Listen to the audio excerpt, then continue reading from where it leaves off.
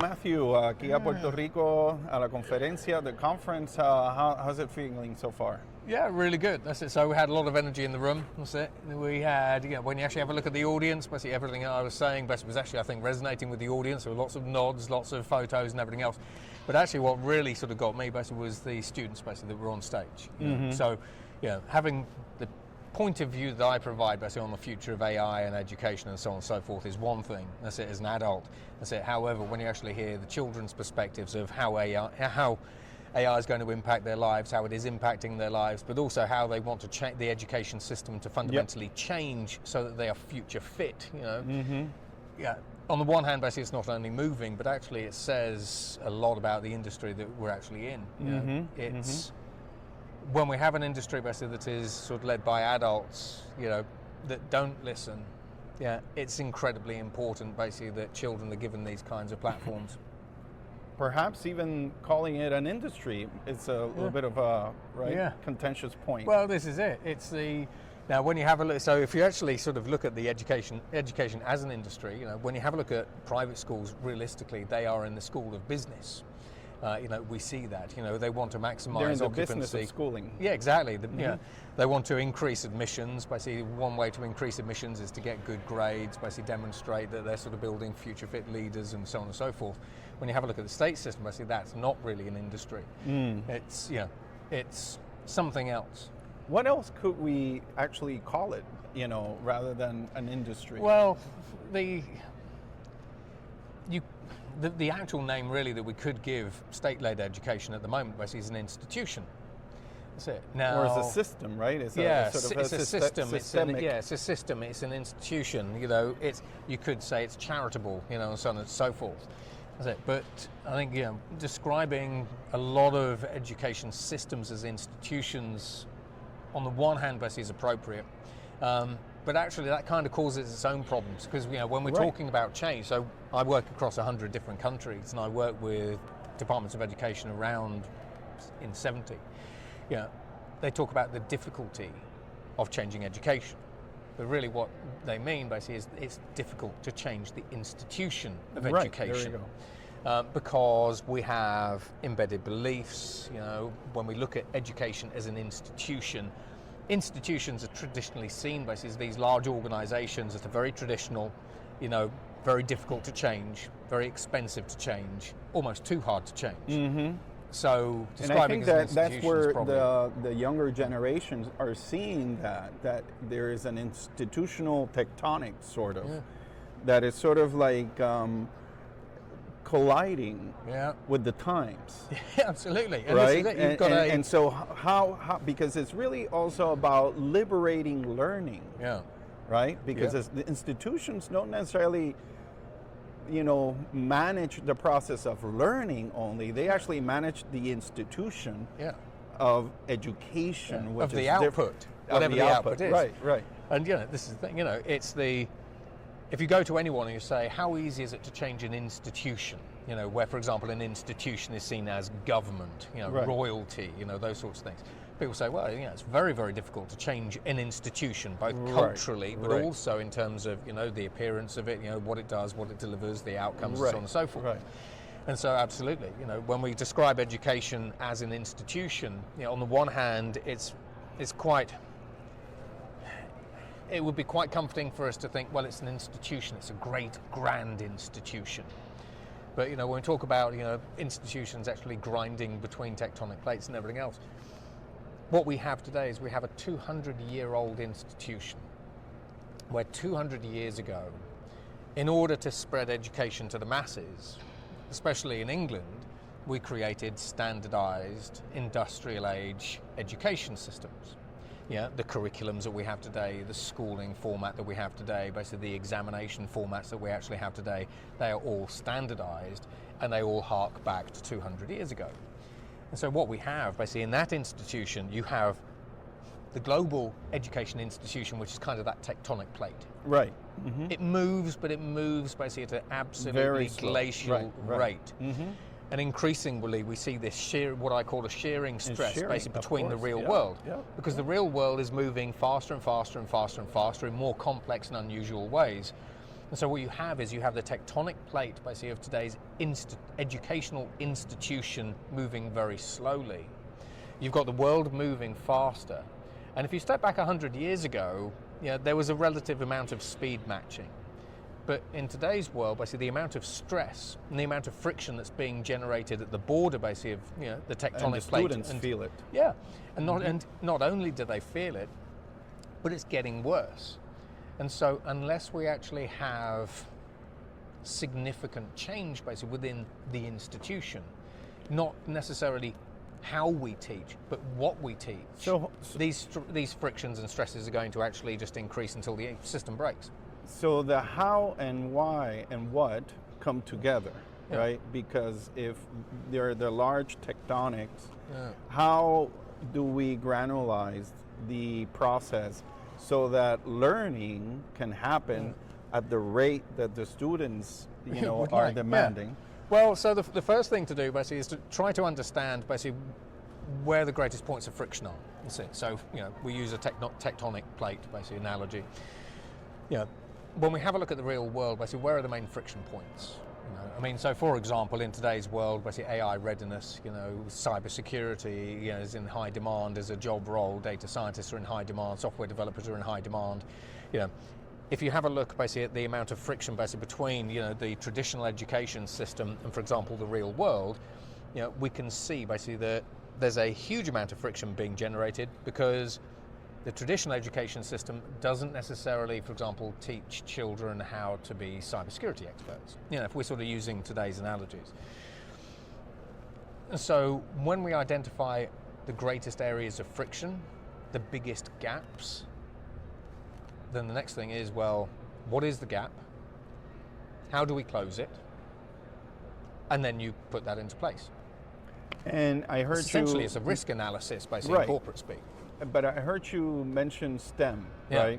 So you're a believer in the STEM process, right? And from my side, I see the STEAM process, right? It's also super important to add to it. Because creativity and all the other sort of so-called durable skills are sort of necessary for adaptability, for change, collaboration, creative thinking, critical thinking, right? So, what models do you say you've seen that you can pinpoint and say that has worked?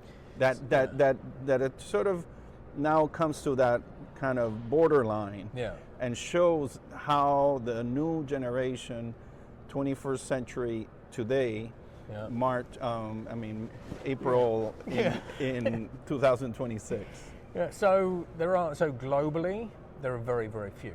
One that stands out above others, basically, is Singapore's Skills Futures programs. So in Singapore, increasingly, they're starting to get rid of standardized examinations. So not just standardized testing and standardized teaching, but actually standard examinations. One of the reasons for this is, with a lot of the largest organizations that I work with, in the private sector, as well as the state sector, they say, on the one hand, we have standardized education and standardized curriculums. However, as schools and universities, we are teaching people to sit the exam that was set in the 1960s and 1980s.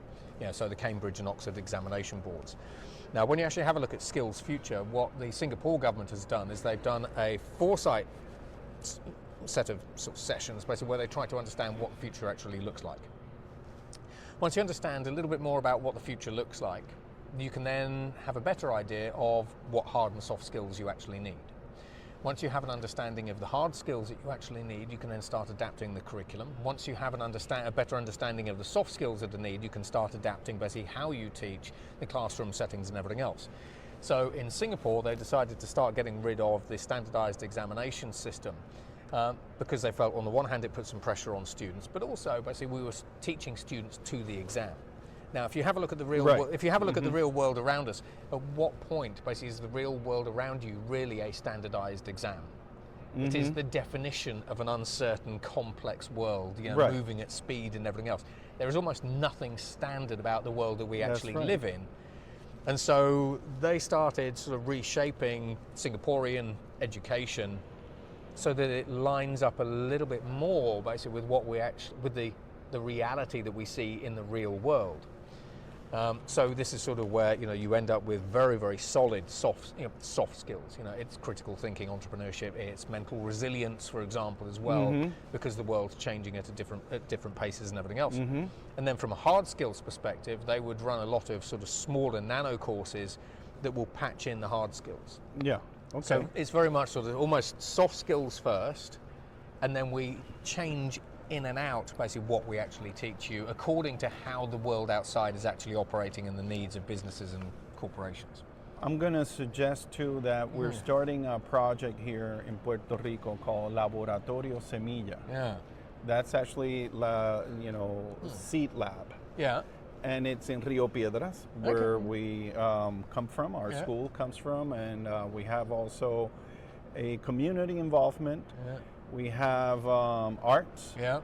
We have AI development, and we use music and arts to create a sort of like a first layer of disruptiveness, to create awareness, to create embodiment. Yeah.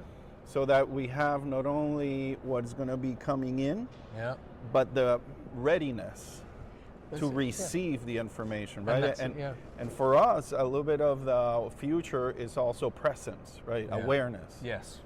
And somebody who's aware, who's able to make judgment calls, who is able to have empathy, to sort of be next to someone else and sort of, be able to communicate.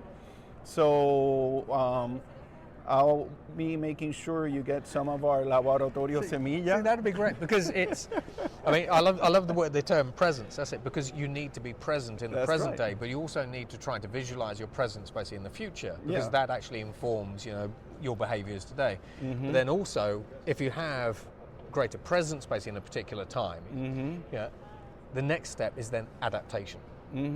So you're present basically in a particular time frame, you understand more about it.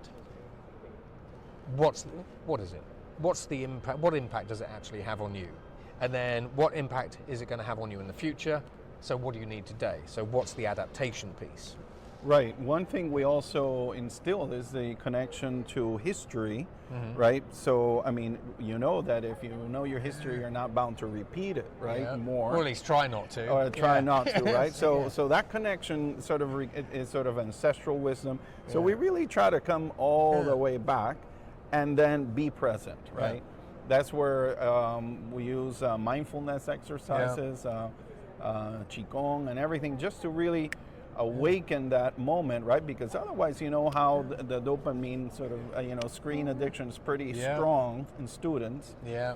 So sort of break that and then move into skills of production, which are storytelling skills. Yeah. Well, so if you have and logistics, right? Of how to put things one after the other. Well, if you step back 10,000 years ago, storytelling was education.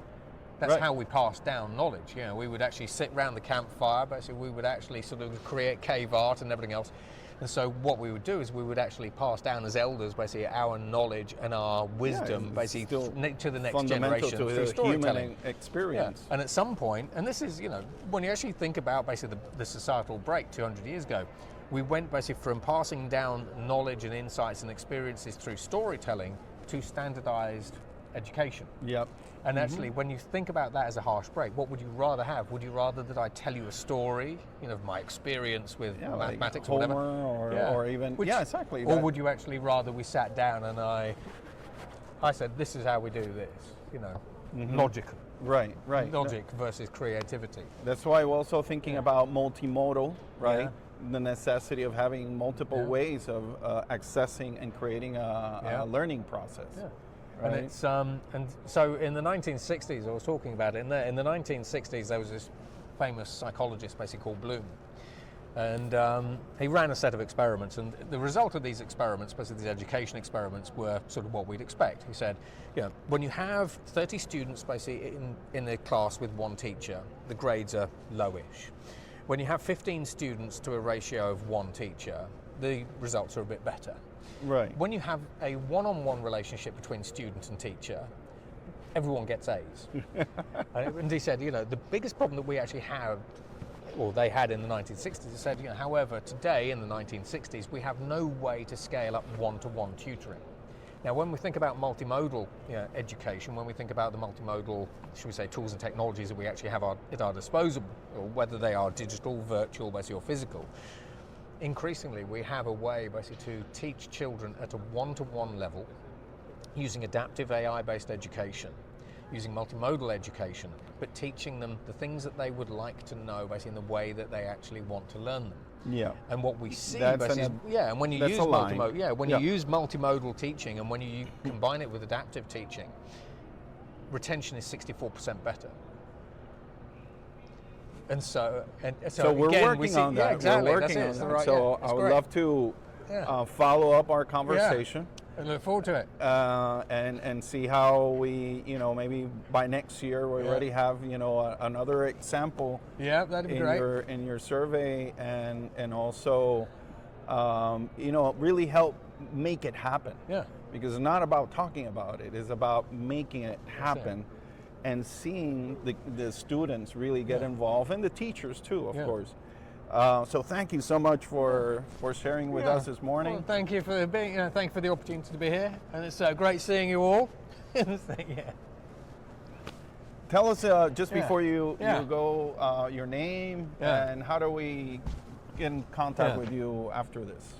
So my name is Matthew Griffin. I'm the CEO and founder of the 311 Institute. We're a global futures and deep futures think tank working up to 50 years out with governments and institutions around the world.